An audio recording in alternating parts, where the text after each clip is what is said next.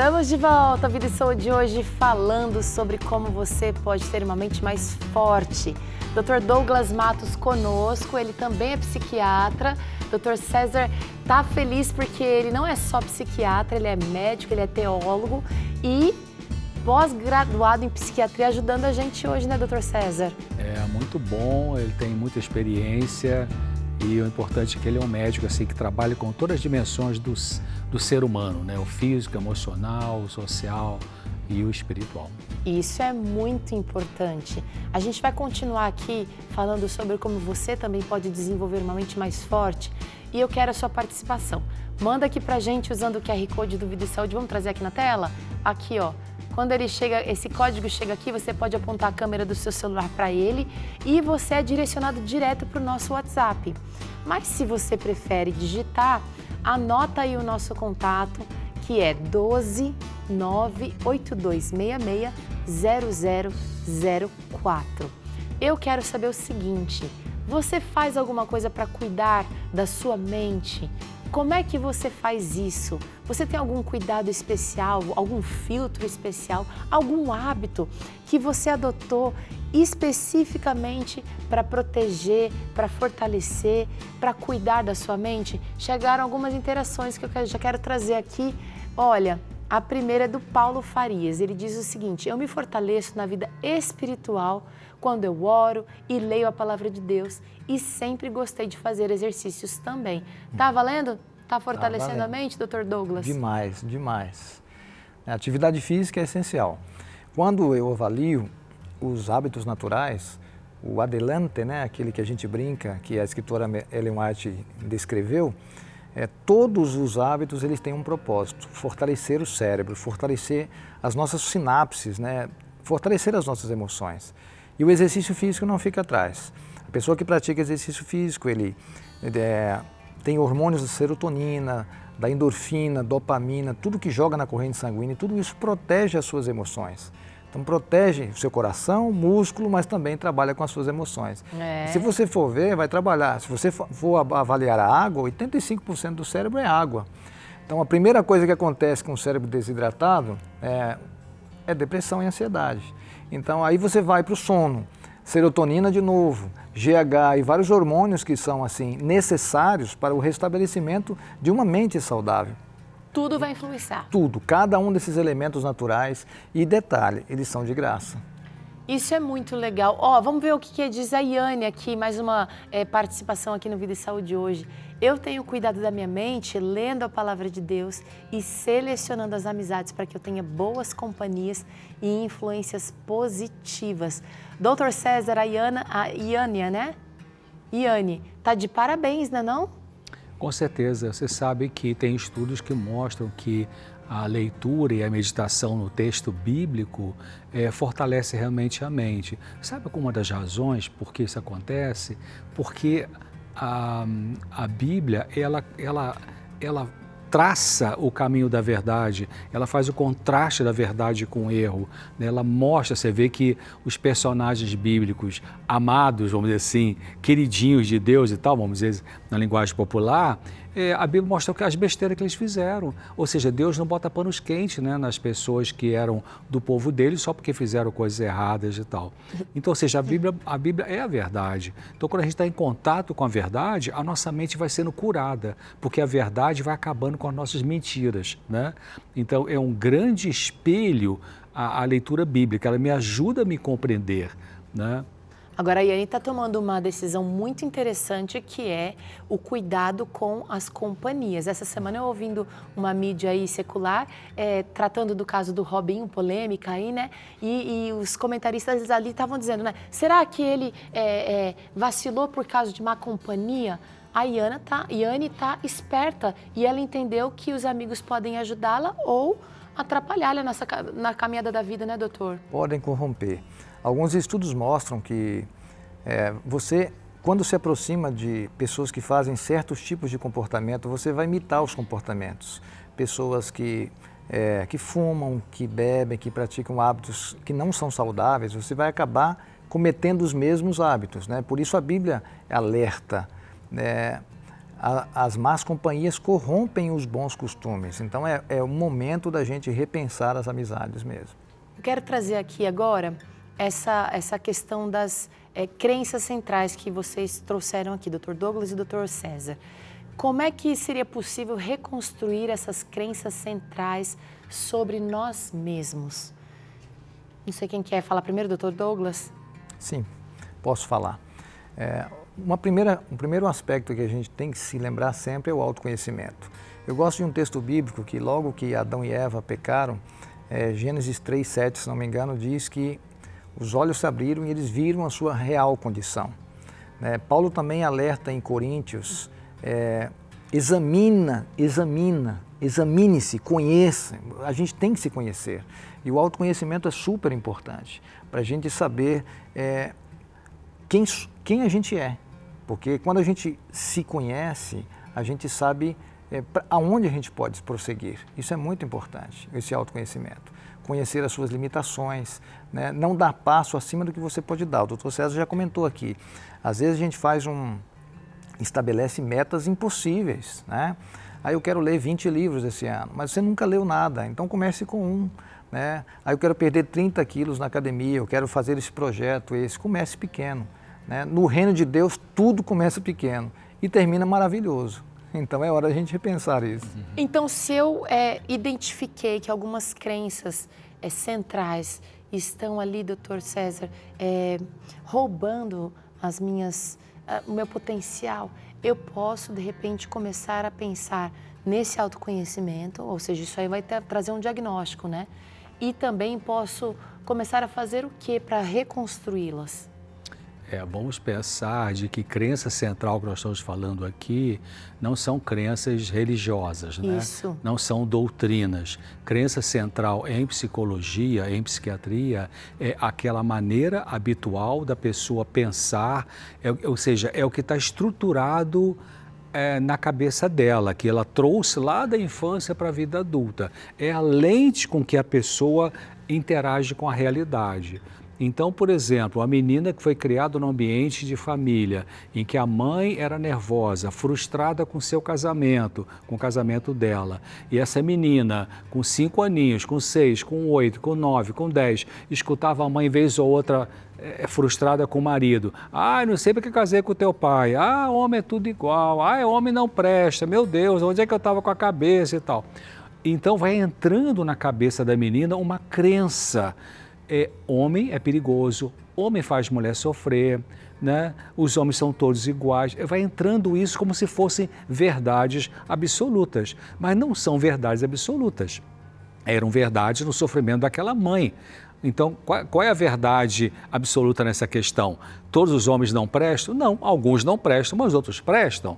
Então, quer dizer, se você percebe que você tem uma crença central, uma maneira de olhar a realidade, olhar a si mesmo, olhar as pessoas, que é negativa, que sempre é pessimista, então você tem que começar a questionar essa crença, tem que questionar essa lente. Você está usando uma lente que está só vendo um lado que não funciona, que é negativo, que é pessimista.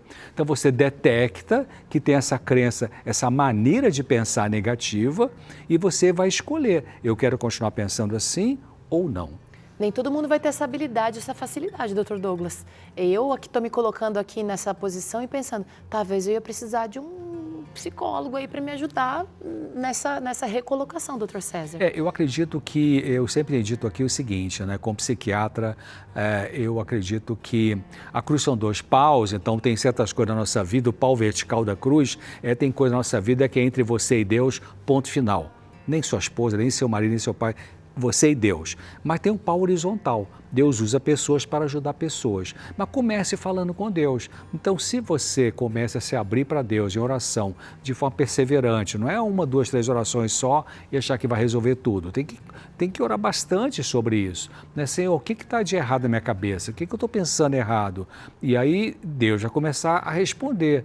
Mas se Deus achar que você não vai conseguir ouvir a voz dele e resolver direto com ele, ele vai com certeza te encaminhar para alguém para te ajudar, que pode ser um profissional, pode ser um conselheiro espiritual, né? Pode ser uma pessoa de experiência na vida. Né? Até porque algumas dores, alguns sofrimentos são muito intensos e vão dificultar nesse processo, Dr. Douglas. Sim. realmente vai haver é necessário que a pessoa às vezes busque, né, um aconselhamento, né, um profissional preparado para que possa ajudá-lo a chegar nesse patamar ideal. Às vezes a pessoa não tem esse suporte, né? A pergunta é sempre assim: a pessoa ela é mentalmente forte porque ela teve sofrimentos na vida, ou ela tem sofrimentos e aí ela não se torna forte, né? É um detalhe muito importante que a gente tem que pensar.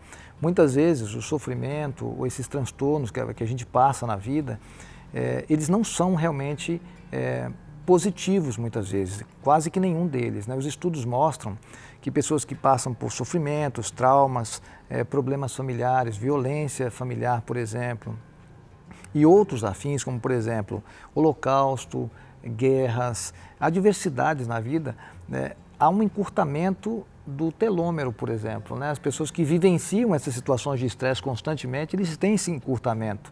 E o encurtamento do telômetro ele não se divide mais, logo reduz a sua longevidade, reduz as suas capacidades de se ajustar, né? Então é um perigo a gente ficar vivenciando todas essas situações. Então é preferível, em momentos como esse, procurarmos ajuda. Muitas vezes bons amigos, confidentes, amigos de verdade, profissionais, família, um suporte realmente familiar que pode nos ajudar a chegar e, se necessário, profissional também. Muito bem. Agora a gente quer conversar um pouquinho sobre como, de fato, a gente pode desenvolver um pouco mais a nossa força. E chegou, inclusive, uma dúvida sobre isso, que eu quero trazer aqui, participação da Tamara Correia. Ela disse o seguinte: eu estou sempre me sentindo cansada, sinto que mentalmente também. Eu tenho vontade de parar tudo, mas sei que não devo desistir. Isso tudo é muito cansativo, preciso de ajuda. Fala aqui a Tamara, que abre o coração. Obrigada pela sua participação aqui, Tamara. É muito corajoso da parte dela pedir ajuda desse jeito, doutor César. Pedir ajuda é um ato de humildade, né? Pedir ajuda é o primeiro grande passo para a resolução. Nobre. É o reconhecimento. Até Jesus, quando estava naquela agonia do Getsêmani, um pouquinho antes de ser traído e preso, o relato bíblico fala que ele foi ter com os discípulos para ouvir umas palavras reconfortantes. Aí chegou lá, a galera estava dormindo, né? E Lucas, que era médico, colocou um detalhe clínico ali. Eles estavam dormindo de tristeza, né? A tristeza leva algumas pessoas a dormir demais, né? Então, ele sentiu essa necessidade. Então, procure ajuda, porque Deus tem uma pessoa para te ajudar.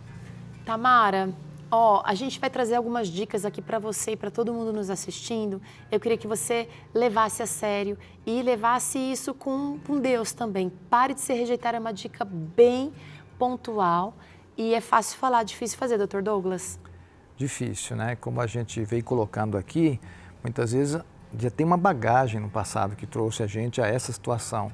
E a gente vem com aquelas máximas negativas, como a gente já abordou, aquelas crenças que limitam, que a gente não avança. Então, assim, a Tamara é muito corajosa, parabéns, reconhecer as nossas limitações para a gente poder crescer e desenvolver cada dia. Eu sempre no meu consultório oriento os pacientes a seguir um estilo de vida saudável, né? Muitas vezes o paciente chega ao consultório querendo a medicação, achando que um remédio vai resolver o problema. Eu quero, porque eu já li, recapta serotonina, recapta dopamina, ele chega quase como um certificado de medicina na mão. E eu falo, mas vamos lá, você está bebendo água, você está dormindo bem, está praticando exercício, né? A sua alimentação, como é? Você está evitando alimentos que aumentam a sua ansiedade, que facilitam um processo depressivo. Então a gente começa a fazer uma reflexão no estilo de vida da pessoa para que ele possa pensar diferente, né? Como eu já coloquei aqui, os hábitos naturais, saudáveis, os remédios naturais, eles têm um propósito de fortalecimento cerebral, todos eles. E muitas vezes a gente não quer pagar o preço, né? A gente quer o sucesso, né? É que eu acho que a gente às vezes não bota fé que esses hábitos têm poder para afundar a gente ou levantar. Vamos ser sinceros, você só vai saber se você experimentar. Tem mais dicas aqui que você precisa ficar esperto e esperta. Olha só, é importante respeitar a si mesmo. Não está dando conta, vai ter que aprender a dizer não, doutor César. E primeiro passo para você aprender a respeitar você mesmo é você perceber aonde não e quando não está respeitando, né? Muitas vezes a pessoa se desrespeita até no bom sentido, porque, por exemplo, na família.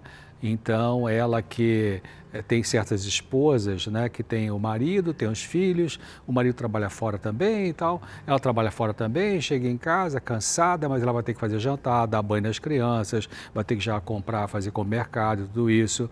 E às vezes você não expressa a necessidade de ajuda, né?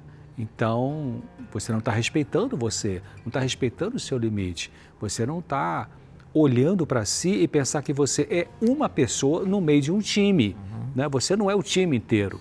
Então, respeitar a si mesmo, um bom passo é você começar a perceber que tem que deixar na mão do outro as coisas para os outros te ajudarem a fazer, em vez de você sobrecarregar-se.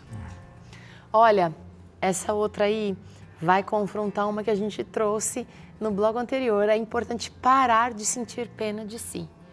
Ai, porque eu já sabia, não ia dar certo mesmo. Eu nunca consigo ganhar, eu nunca consigo passar. Eu já sabia, já estava esperando isso. Há uma pesquisa que diz que nós, ao completarmos 10 anos, já ouvimos mais de 100 mil nãos, né? Voltamos às crenças limitantes, aquelas frases ruins que, infelizmente, muitas vezes ouvimos e escutamos a cada dia. É hora da gente repensar. Não podemos ficar aí presos nesse aspecto.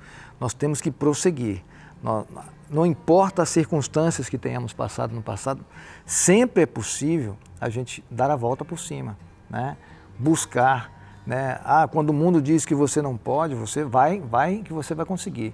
Se você outro dia eu vi uma pesquisa que o estudante que lê 15 minutos por dia, olha que interessante, 15 minutos, ele já entra na frente de quase toda a sua sala de aula, ele já faz alguma coisa que quase ninguém faz, né? Ele já saiu das redes sociais, ele vai ler um livro, ele busca, aprende uma língua, um instrumento.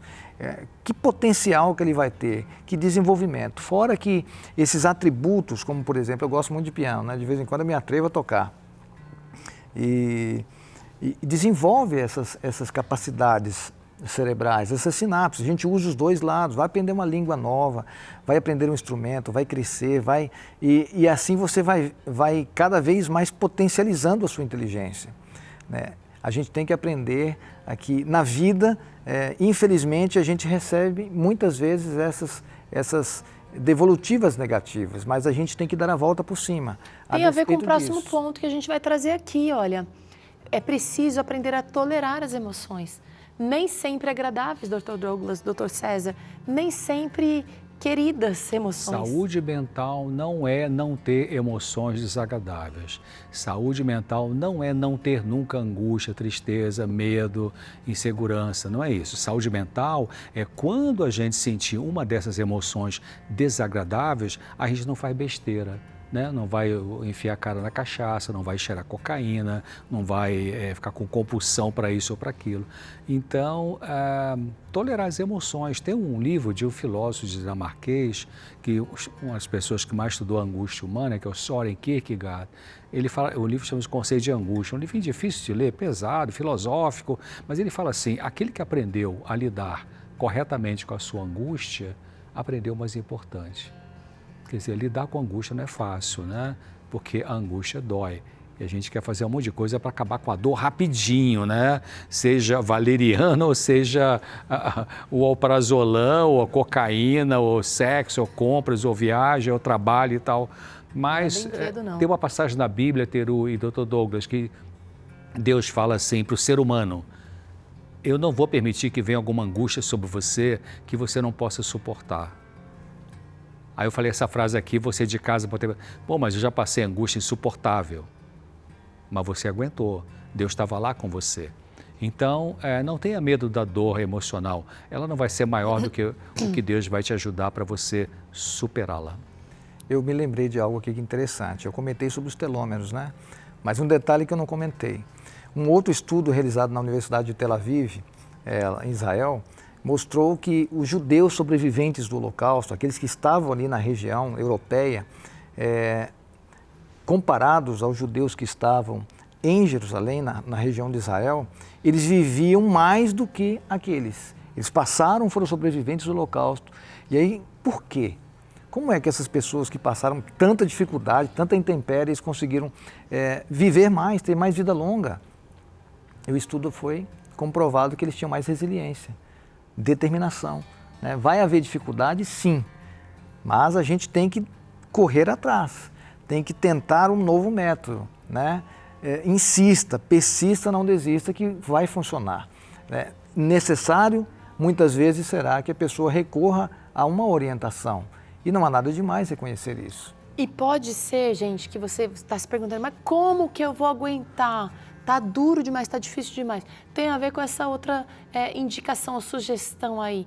Pratique hábitos físicos. Dr. Douglas, o senhor está insistindo nessa questão da atividade física, está insistindo na atenção integral, que eu preciso avaliar os meus hábitos, é água, é sono, é confiança em Deus, estou praticando ou estou só falando que confio em Deus, estou lendo, estou buscando, estou entendendo. Hábitos físicos têm muito a ver com fortalecimento mental. Tem muito a ver. Agora você de casa deve estar perguntando assim, pô, ele deve ser um atleta. Não, não é fácil para mim ir para a academia, beber água, comer certinho, é um desafio igualzinho para você. Não tem nada fácil, é muito difícil. Mas a diferença, a gente vai vendo devagarinho. Quando a gente começa, quando eu recebo os pacientes, eu sempre pergunto, e a tabelinha? Que eu entrego uma tabelinha de atividades, né, onde ele marca ali se está fazendo as atividades ou não. As pessoas que colocam, que começaram a academia, um crossfit, ou qualquer atividade física, é incrível, eles falam, estou muito melhor, nossa, esse remédio é maravilhoso. Eu falo, não é o remédio, é você.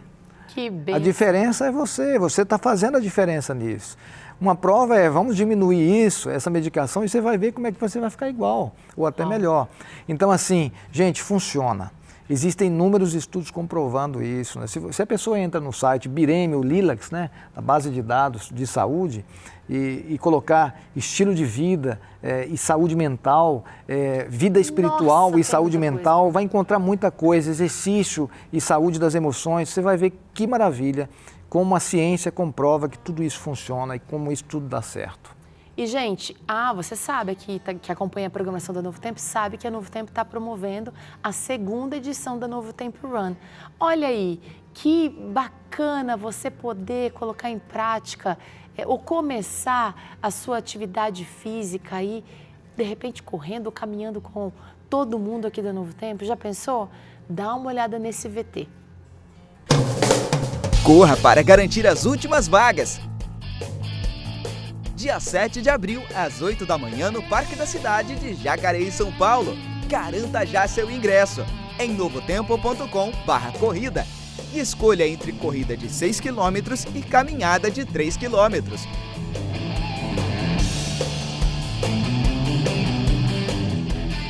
Novo Tempo Run. Desafie seus limites. Quero ver você do meu lado, quero ver você aqui, olha, correndo com uma multidão de amigos e se desafiando, sabendo que você vai estar também fortalecendo a sua mente. Se inscreve lá em novotempo.com/corrida. E quando estiver lá na parte de, viu, Dr. Douglas, se quiser correr com a gente ou caminhar, 6 quilômetros ou 3 quilômetros de caminhada, quando estiver lá naquela abazinha de equipe, coloca lá vida e saúde, tá bom? Vamos para o intervalo. Na volta você vai conhecer a história de alguém que se manteve forte, mesmo enfrentando tantas dores, tantos sofrimentos. E você ainda vai ter a oportunidade de ver aqui a sua dúvida respondida pelo Dr. Douglas ou o Dr. César ainda nesse programa. Então já vai mandando aqui pra gente, depois do intervalo a gente retorna com essa história.